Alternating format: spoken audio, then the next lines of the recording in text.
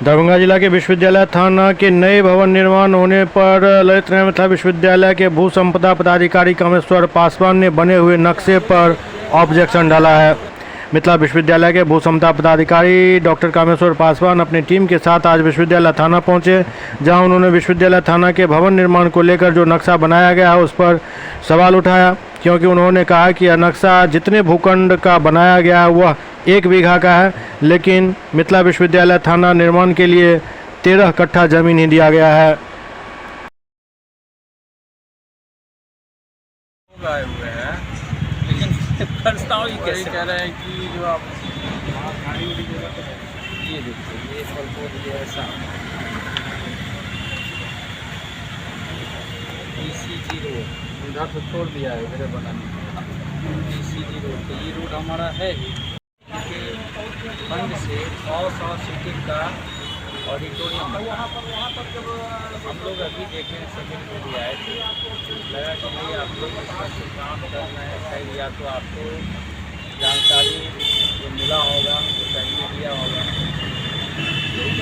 दिया है कि आप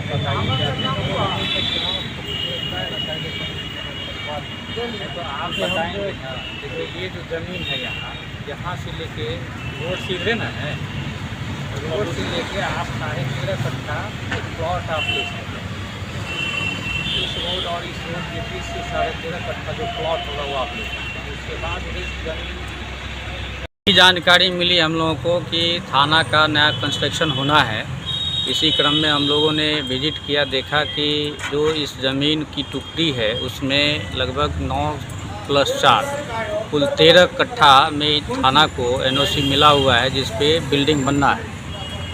जो कंस्ट्रक्टर या कॉन्ट्रैक्टर है उनसे हमारी बात हुई है और उनके पास जो नक्शा है जिसमें हम लोगों ने देखा है कि लगभग ये पूरे ज़मीन का कुल 1 बीघा से ऊपर भूखंड का मैपिंग किया हुआ है, जिस पे हमने ऑब्जेक्शन डाला है मौखिक रूप से, और उन्हें भी हमने कहा है कि जब तक सीमांकन न हो जाए आप थाना का नया कंस्ट्रक्शन ना करें।